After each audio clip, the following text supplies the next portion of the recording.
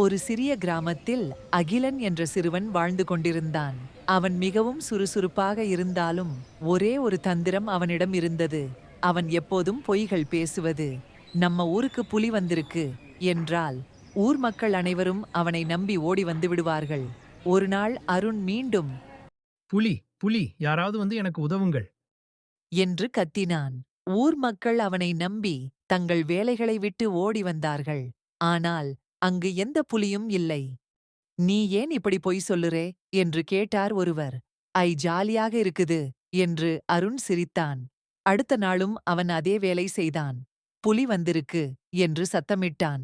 மக்கள் மறுமுறையும் ஓடி வந்தார்கள். மீண்டும் பொய்தான். அந்த மாலை உண்மையிலேயே ஒரு புலி அவனது பண்ணைக்கு வந்தது. அருண் பயந்து கொண்டு உதவி, உதவி, புலி வந்திருக்கு. என்று கத்தினான்.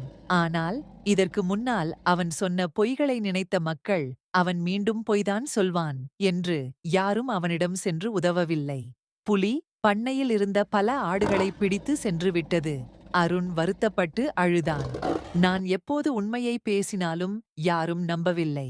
இதற்கு காரணம் என் பொய்கள்தான் என்று உணர்ந்தான். கதையின் நற்செய்தி: பொய்கள் எப்பொழுது உண்மையை அழிக்கவும் நம்பிக்கையை இழக்கவும் செய்யும். ஆகவே எப்பொழுதும் உண்மையை மட்டுமே பேச வேண்டும். பொய்கள் நம்பிக்கையை அழிக்கின்றன. உண்மைதான் வாழ்வின் அடிப்படை.